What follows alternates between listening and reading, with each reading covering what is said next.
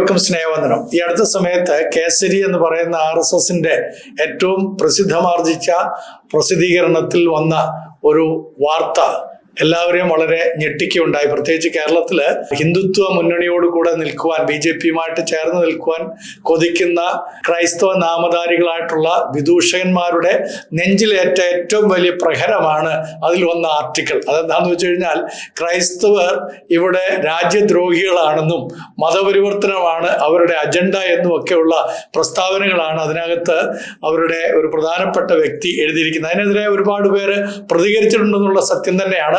എന്നാൽ ഇന്ന് വരെ അതിനെക്കുറിച്ച് ഒരക്ഷരം മിണ്ടാൻ തക്കവണ്ണം ക്രൈസ്തവ സമൂഹത്തിൽ നിന്ന്, ക്രൈസ്തവ നാമധാരികളായിട്ടുള്ള വിദൂഷകന്മാർ, BJPയുടെ താങ്ങികളായിട്ട് നിൽക്കുന്ന, BJPയെ താങ്ങി നിൽക്കുന്നതായിട്ടുള്ള ആളുകൾക്ക് അവർക്ക് ഒരക്ഷരം ഉരിയാടാൻ കഴിയാത്ത വിധത്തിൽ നാവടഞ്ഞു പോയിരിക്കുകയാണ്. അവര് ആണത്വമുള്ളവരാണെങ്കിൽ ചെയ്യേണ്ടിയിരുന്ന വാസ്തവമായിട്ട് ഇതിനെതിരെ പ്രതികരിക്കുകയാണ്. അതിന് പ്രതികരിക്കാൻ അവർക്ക് കഴിയില്ല, കാരണം അവരുടെ ആണത്വം പണയം വെച്ചിരിക്കുകയാണ്. ഇത് ഞാൻ എൻ്റെ വാക്കുകളായിട്ട് പറയുന്നതല്ല, ഇത് പല ചാനലുകളിലും പല ആളുകളും പറഞ്ഞ കാര്യങ്ങളാണ് നിങ്ങളുമായിട്ട് പങ്കുവെക്കുന്നത്. അത് കേട്ടപ്പോൾ എനിക്ക് വലിയ ചിരി വന്നു. കാരണം ക്രൈസ്തവ സമൂഹത്തിന് കൃത്യമായിട്ട് ഈ ഹിന്ദുത്വ അജണ്ട മനസ്സിലാക്കാൻ കഴിയാതെ പോകുന്നല്ലോ എന്നുള്ള സങ്കടത്തോടുകൂടുള്ള ചിരിയായിരുന്നു, അല്ലാതെ സന്തോഷത്തോടുള്ള ചിരിയായിരുന്നില്ല. വാസ്തവമായിട്ട് ഇന്ത്യയുടെ ചരിത്രം മനസ്സിലാക്കാത്ത ആളുകളാണ് പലപ്പോഴും പറയുന്നത് ഇന്ത്യ ഒരു ഹിന്ദു രാഷ്ട്രമായിരുന്നു എന്ന്. അല്ല എന്ന് കഴിഞ്ഞ 2 വീഡിയോകളിൽ ഞാൻ വളരെ കൃത്യമായിട്ട് ചരിത്രത്തിന്റെ തെളിവുകൾ എടുത്ത് പറഞ്ഞിരിക്കുകയാണ്. ഇവിടെ ആർഷഭാരത സംസ്കാരമെന്നും സനാതന ധർമ്മമെന്നും ഒക്കെ നിങ്ങളെ വിളിച്ചോതുന്ന വാക്കുകളുണ്ടല്ലോ, ആ വാക്കുകൾ എന്താണെന്നുള്ളത് പരിശോധിക്കുകയാണ് ഈ വീഡിയോയിൽ ഞാൻ ചെയ്യുന്നത്. ഇതുവരെ നിങ്ങൾ സബ്സ്ക്രൈബ് ചെയ്തിട്ടില്ലെങ്കിൽ ദയവുണ്ടായിട്ട് സബ്സ്ക്രൈബ് ചെയ്യുകയും നിങ്ങൾക്ക് ഇഷ്ടപ്പെട്ടാൽ ഇത് മറ്റുള്ള ആളുകളുമായിട്ട് പങ്കുവെക്കുകയും ചെയ്യണമേ എന്ന് ഞാൻ ഓർപ്പിക്കുകയാണ്. ഹിന്ദു രാഷ്ട്രമായിരുന്നില്ല ഇന്ത്യ, മറിച്ച് ഇന്ത്യ എന്ന് പറയുന്ന 605 നാട്ടുരാജ്യങ്ങളുടെ ഒരു ഉപഭൂഖണ്ഡമായിരുന്നു.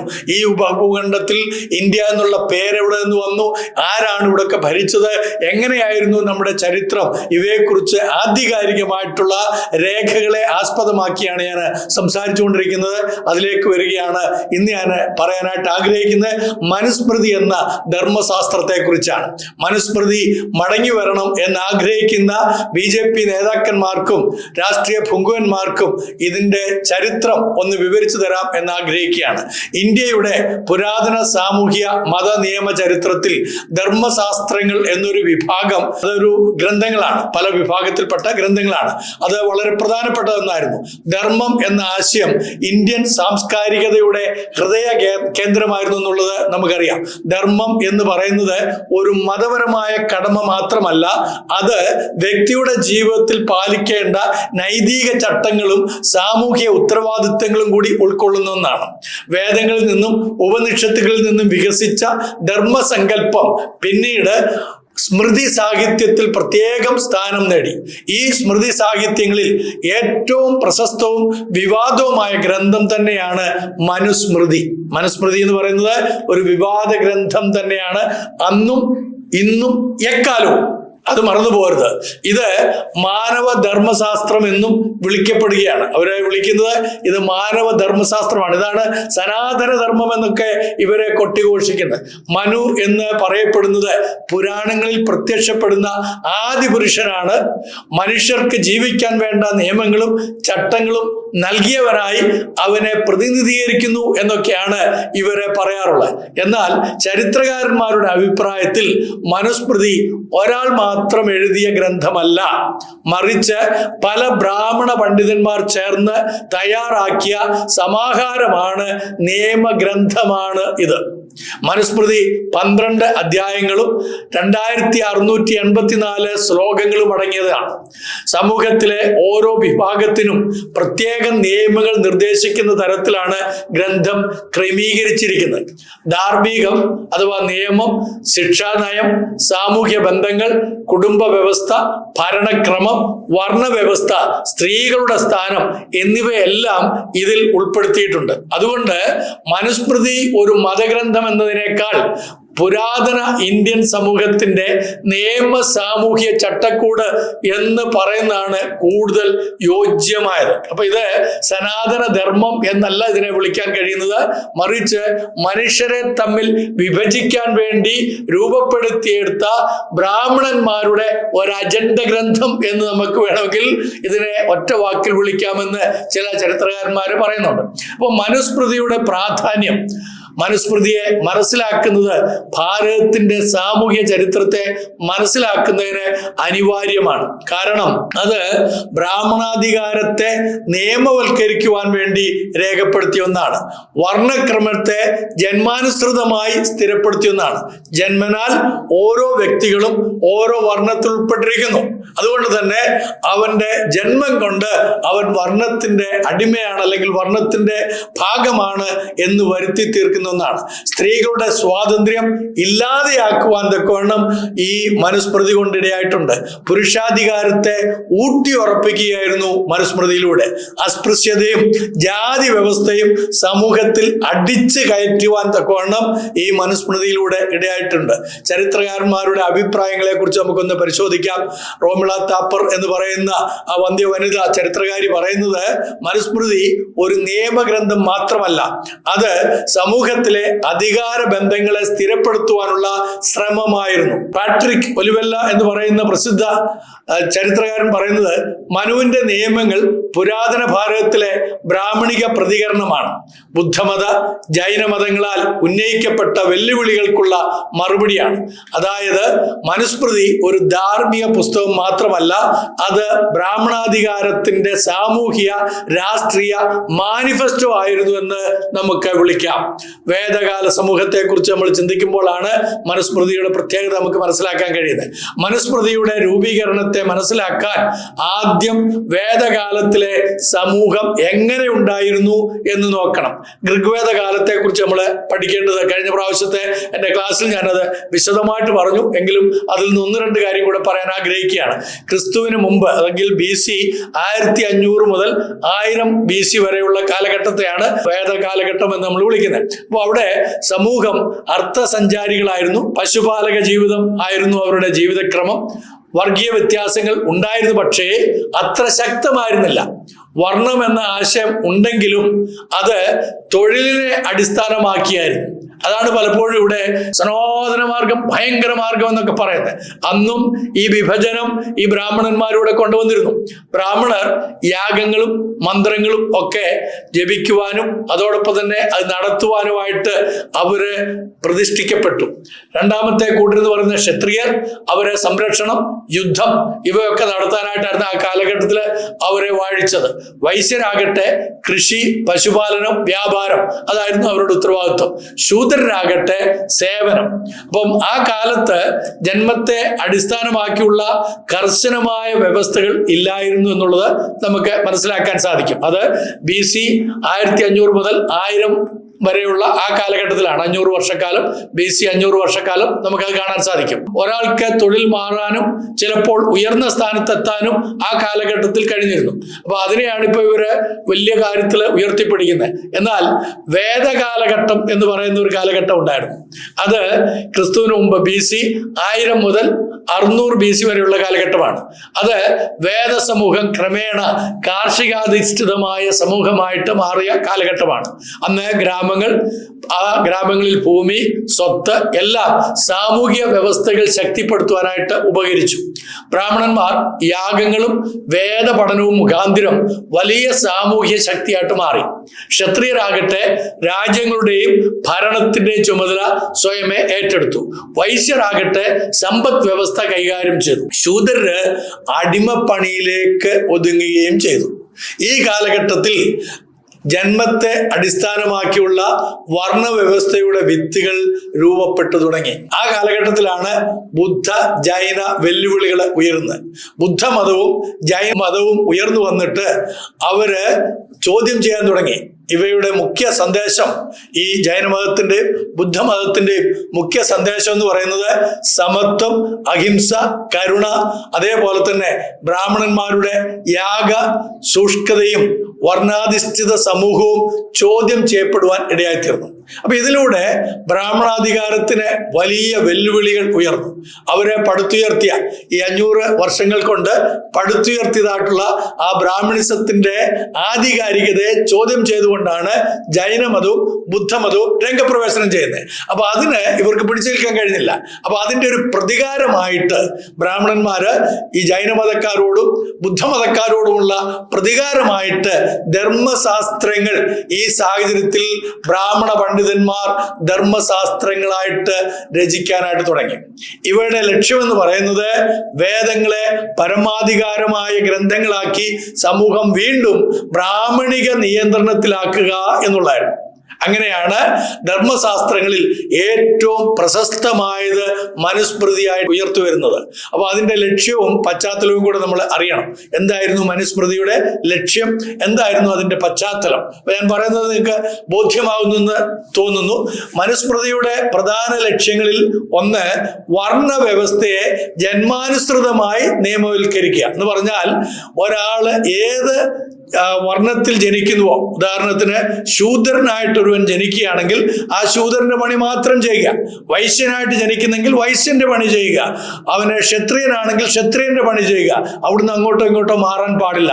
ബ്രാഹ്മണനാകട്ടെ ബ്രഹ്മാവിൽ നിന്റെ തലയായതുകൊണ്ട് ഇവരെല്ലാം അടക്കി ഭരിക്കാനുള്ള അധികാരവും അവർ കൈക്കലാക്കുകയും ചെയ്തു. അപ്പോൾ ഈ കാലഘട്ടത്തിൽ സ്ത്രീകളുടെ അവരുടെ സ്വാതന്ത്ര്യം എന്ന് പറയുന്നത് വളരെയധികം പരിമിതപ്പെടുത്തുകയും ചെയ്തു. സ്ത്രീയെ സംബന്ധിച്ചിടത്തോളം ശൂദ്രരെക്കാളും താഴേക്ക് അവർക്ക് പോകേണ്ടി വന്ന ഒരു കാലഘട്ടം എന്ന് പറഞ്ഞു കഴിഞ്ഞാൽ ആൺപെരുമ വർദ്ധിക്കുകയും ചെയ്തു. എല്ലാ ആൺപെരുമയില്ല, ബ്രാഹ്മണിസത്തിന്റെ ആൺപെരുമ വർദ്ധിക്കുകയും ചെയ്തു. അപ്പൊ ബ്രാഹ്മണിക ധർമ്മം സമൂഹത്തിന്റെ കേന്ദ്ര നിയമം ആയി തീരുകയായിരുന്നു ഈ മനുസ്മൃതിയിലൂടെ. മനസ്സിലായോ? അതായിരുന്നു മനുസ്മൃതിയുടെ പ്രധാനപ്പെട്ട അജണ്ട. ഇനി ബുദ്ധ ജൈന മതങ്ങൾ കൊണ്ടുവന്ന സമത്വ സന്ദേശത്തെ പ്രതിരോധിക്കുക എന്നുള്ളതായിരുന്നു ഇതിലൂടെ ഈ ബ്രാഹ്മണന്മാർ ചെയ്തത്. കാരണം ബുദ്ധന്മാരും ജൈനന്മാരും ഇക്വാലിറ്റിയെ കുറിച്ച് പറഞ്ഞു, തുല്യതയെക്കുറിച്ച്, സമൂഹത്തിലെ സമത്വവാദം അവർ കൊണ്ടുവന്നു. അതിനെ ഖണ്ഡിച്ചുകൊണ്ട് അത് പാടില്ല, വർണ്ണങ്ങളുടെ അടിസ്ഥാനത്തിലാണ് മനുഷ്യനെ ദൈവം സൃഷ്ടിച്ചിരിക്കുന്നത്, അതുകൊണ്ട് തന്നെ ഇത് ദൈവകേന്ദ്രീകൃതമാണ്, ബ്രാഹ്മണിസം എന്ന് പറയുന്നത് ദൈവാധിഷ്ഠിതമാണ് എന്നവരെ പ്രചരിപ്പിച്ചു. അവരതിൽ വിജയിക്കുകയും ചെയ്തു. അതിനെക്കുറിച്ച് പാട്രിക് ഒലിവല്ലെ അഭിപ്രായപ്പെടുന്നത് മനുസ്മൃതി ബുദ്ധമതത്തിന്റെയും ജൈനമതത്തിന്റെയും സമത്വാധിഷ്ഠിത ആശയങ്ങൾക്ക് മറുപടിയായി രചിക്കപ്പെട്ട ബ്രാഹ്മണിക പ്രത്യാക്രമണം ആയിരുന്നു എന്നുള്ളതാണ്. അദ്ദേഹം പറയുന്നത് The law of Manu is a Brahminical counter-revolution drafted in response to the egalitarian ideas of Buddhism and Jainism. മനസ്സിലായോ? അപ്പം ബുദ്ധമതവും ജൈനമതവും നമ്മുടെ നാട്ടിൽ കൊണ്ടുവന്ന ഏകതാവാദത്തെക്കുറിച്ച്, തുല്യതാവാദത്തെക്കുറിച്ചുള്ള മറുപടിയാണ് ബ്രാഹ്മണിസത്തിന്റെ രചനയായിരിക്കുന്ന മനുസ്മൃതി. അപ്പൊ ഇത് ഒരു വ്യക്തിയല്ല എന്ന് ഞാൻ പറഞ്ഞു, ഇത് കളക്റ്റീവായിട്ടുള്ള എഴുത്തുകളാണ്. ഇത് ഘട്ടം ഘട്ടമായിട്ട് വന്നു. അവസാനം ഇത് സമൂഹത്തിൽ തന്നെ മേൽക്കോയ്മ സ്ഥാപിക്കുവാൻ ഇടയായിത്തീർന്നു. ഇതാണ് മനുസ്മൃതി. ഇതായിരുന്നു പല നാട്ടുരാജ്യങ്ങളുടെയും അടിസ്ഥാന പ്രമാണമായിട്ട് ബ്രാഹ്മണന്മാർ കൊണ്ടെത്തിച്ചത്. ബ്രാഹ്മണന്മാർ ചെന്നെത്തിയ എല്ലാ മേഖലകളിലും 605 നാട്ടുരാജ്യങ്ങളായിരുന്ന ഒരു ഉപഭൂഖണ്ഡമായിരുന്നു ഇന്ത്യ എന്ന് ഞാൻ പറഞ്ഞല്ലോ. അപ്പൊ ആ ഉപഭൂഖണ്ഡത്തിലേക്ക്, അപ്പം ഇത് ഇന്ത്യ എന്ന് പറയുന്ന ഒരു രാജ്യമായിരുന്നില്ല, ഇതൊരു ഉപഭൂഖണ്ഡമായി മാത്രമാണ് കരുതപ്പെട്ടിരുന്നത്. അതുകൊണ്ട് തന്നെ ഓരോ നാട്ടുരാജ്യങ്ങളിലും ബ്രാഹ്മണന്മാർ ചെന്നിടത്തൊക്കെയും അവർ ഈ ബ്രാഹ്മണാധികാരം, ബ്രാഹ്മണിസം വളരെ കൃത്യമായിട്ട് അടിച്ചുറപ്പിച്ചു. അതിനവര് ഉപയോഗിച്ചിട്ടുള്ള വേദഗ്രന്ഥം, ദൈവിക ഗ്രന്ഥം എന്നുള്ള പേരിൽ അവര് ഉപയോഗിച്ചത് ഈ മനുസ്മൃതിയാണ്. ഇത് നിങ്ങൾ കേൾക്കാതെ പോകരുത്. എല്ലാ ഇന്ത്യക്കാരും ഇത് കേൾക്കണം. എല്ലാ ഭാഷകളിലേക്കും ഞാൻ ഈ പറയുന്ന കാര്യങ്ങൾ വൃഥാ പറയുന്നതല്ല, ഇതൊക്കെ ആധികാരിക രേഖകളുടെ അടിസ്ഥാനത്തിൽ പറയുന്നതാണ്. അതുകൊണ്ട് തന്നെ ഇത് നിങ്ങൾക്ക് കോട്ട് ചെയ്തോ അല്ലെങ്കിൽ ഇത് എടുത്ത് നിങ്ങളുടെ ഭാഷകൾ, വ്യത്യസ്ത ഭാഷകൾ, നിങ്ങൾക്ക് അറിയാവുന്ന ഭാഷകളിലേക്കൊക്കെ നിങ്ങൾ ഇതിന്റെ കൊട്ടേഷൻസ് അയക്കുകയോ അല്ലെങ്കിൽ ഇത് വളരെ കൃത്യമായിട്ട് പരിഭാഷപ്പെടുത്തി പറയുകയോ ചെയ്യുന്നതിനുള്ള പൂർണ്ണ അധികാരം നിങ്ങൾക്കുണ്ട്. ഇത് തന്നെ നിങ്ങൾക്ക് റീക്യാപ്ചർ ചെയ്ത് അയക്കാനുള്ള സ്വാതന്ത്ര്യവും ലിബർട്ടിയം TV തരുമെന്നാണ് ഞാൻ വിശ്വസിക്കുന്നത്. അപ്പൊ അതുകൊണ്ട് നിങ്ങളിത് എല്ലാ നമ്മുടെ രാജ്യത്തിലെ ആളുകളും അറിയത്തക്കവണ്ണം പ്രചരിപ്പിക്കണമേ എന്ന് താഴ്മയോടും കൂടെ അഭ്യർത്ഥിക്കുകയാണ്. അപ്പൊ കാലനിർണയത്തെക്കുറിച്ചുള്ള ചർച്ചകളും കൂടെ നമ്മൾ പറയണം. അതായത് ഈ മനുസ്മൃതി ഏത് കാലത്താണ് എഴുതപ്പെട്ടിരിക്കുന്നത്, ഏത് കാലഘട്ടത്തിലാണ് ഇത് രൂപപ്പെട്ടത് എന്ന് നമ്മൾ അറിയുന്നത് വളരെ നന്നായിരിക്കും. അപ്പൊ ചില ആളുകളൊക്കെ പറയുന്നത് ഇത് പ്രിമിറ്റീവ് സ്റ്റേജിലായിരുന്നു. അല്ല എന്നുള്ളത് ഞാൻ പറഞ്ഞു വന്നല്ലോ. ചരിത്രകാരന്മാരുടെ ഇടയിൽ ഇതിനെക്കുറിച്ചൊരു ഏക അഭിപ്രായം ഇല്ല എന്നുള്ളതാണ് വാസ്തവം. ചില ഗവേഷകർ പറയുന്നത് ഇത് BC 500 മുതൽ BC 300 വരെയുള്ള കാലഘട്ടത്തിൽ, അഥവാ 200 കാലഘട്ടത്തിനുള്ളിൽ, 200 വർഷങ്ങൾക്കുള്ളിൽ രചിക്കപ്പെട്ടാണെന്നാണ് അവർ പറയുന്നത്. എന്നാൽ വേറെ ചില ആളുകൾ അഭിപ്രായപ്പെടുന്നത് AD ക്രിസ്തു വർഷം, ക്രിസ്തു ജനിച്ചിട്ട് 200 വർഷം മുതൽ 300 വർഷം വരെയുള്ള കാലത്താണ് ഇന്നത്തെ രൂപത്തിൽ ഇത് എത്തിയത് എന്നാണ്. വിശ്വസനീയമായിട്ടുള്ള അഭിപ്രായം എന്ന് പറയുന്നത് മനുസ്മൃതി ക്രിസ്തുവിന് മുമ്പ് 200 മുതൽ ക്രിസ്തു വർഷമായിരിക്കുന്ന AD 200 വരെയുള്ള കാലയളവിൽ രൂപം കൊണ്ടു എന്നാണ്. പാട്രിക് ഒലിവെല്ല എന്ന് പറയുന്നതായിട്ടുള്ള ചരിത്രകാരൻ പറയുന്നത് മനുസ്മൃതിയുടെ അന്തിമ രൂപപ്പെടുത്തൽ ക്രിസ്തു വർഷം 2-ാം നൂറ്റാണ്ടിൽ നടന്നു എന്നുള്ളതാണ്. അതായത് AD 200-ലാണ് ഇതിന്റെ അന്തിമമായിട്ടുള്ള ആ ഒരു ഗ്രന്ഥം നമുക്ക് കിട്ടാനിടയായത്. അപ്പോൾ അതിന്റെ അർത്ഥം ഇവിടെ മനുസ്മൃതി വരികയും ഇന്ന് ഇവരൊക്കെ ഉദ്ഘോഷിക്കുന്ന, ഇവരൊക്കെ കൊട്ടിഘോഷിക്കുന്നതായിട്ടുള്ള ആ സനാതനധർമ്മം എന്ന് പറയുന്നതിന്റെ ആരംഭം എന്ന് പറയുന്നത് ഏകദേശം AD 200-ലാണ്. അപ്പൊ അതിനു മുമ്പ് തന്നെ ഇവിടെ ക്രിസ്ത്യാനിറ്റി ഉണ്ടായിരുന്നു എന്നുള്ളത് ഇവിടുത്തെ വലിയ വലിയ വാചകം അടിക്കുന്ന ആളുകൾ അറിഞ്ഞിരിക്കണം. നിങ്ങളുടെ ഈ സനാതനധർമ്മം ഇവിടെ രൂപപ്പെടുന്നതിന് മുമ്പ് തന്നെ ക്രിസ്തീയ ആശയങ്ങളും ക്രിസ്തീയ വിശ്വാസങ്ങളും ക്രിസ്തീയ വേദവും ഇവിടെ ഉണ്ടായിരുന്നു സുഹൃത്തുക്കളെ. അത് നിങ്ങൾ മറന്നു പോരുത്. അപ്പൊ ഇവിടെ ഈ സനാതന മതത്തിൽ നിന്നല്ല ആരും ക്രിസ്തീയ വിശ്വാസത്തിലേക്ക് വന്നത്. ഇവിടെ ഉണ്ടായിരുന്ന തദ്ദേശികളായിരുന്ന, കഴിഞ്ഞ ക്ലാസ്സുകളിൽ ഞാൻ പറഞ്ഞതുപോലെ ദ്രാവിഡന്മാരായിരുന്നവര്, ഹാരപ്പൻസ് ആയിരുന്നവര്, മുണ്ടൻസ് ആയിരുന്ന ആളുകളൊക്കെ അവരാണ് ക്രിസ്തീയ വിശ്വാസത്തിലേക്ക് വന്നത്. അല്ലാതെ ഇവിടെ ഹിന്ദുക്കൾ ഉണ്ടായിരുന്നു, ആ ഹിന്ദുക്കൾ എല്ലാവരെയും അങ്ങ് സ്വീകരിച്ചു എന്നൊക്കെ പറയുന്നത് നിങ്ങളുടെ അറിവിന്റെ പാപ്പരത്വവും ചരിത്രബോധമില്ലായ്മയുടെ കൃത്യമായ തെളിവും കൂടെയാണ്. ഈ വിഷയത്തെ ചൊല്ലി നിങ്ങൾ എത്ര കലഹിച്ചിട്ടും കാര്യമില്ല. ചരിത്രത്തിന്റെ അടിസ്ഥാനത്തിലാണ് ഞാൻ ഈ കാര്യങ്ങൾ പറയുന്നത്. അതുകൊണ്ട് ഇവിടെ ക്രിസ്തീയത രൂപപ്പെട്ടതിന് ശേഷം മാത്രമാണ് സനാതനധർമ്മം എന്ന് പറയുന്ന നിങ്ങളുടെ ഈ പൗരാണിക ആശയങ്ങൾ, അതും മനുഷ്യനെ വിഭജിക്കുന്ന ഈ കൊള്ളരുതായ്മകളുടെ രൂപം ഈ ഇന്ത്യയിൽ ഉണ്ടായത് എന്നുള്ളത് നിങ്ങൾ ആദ്യമേ നിങ്ങളുടെ തലച്ചോറിനകത്തൊന്ന് പതിപ്പിച്ചു വെക്കുക.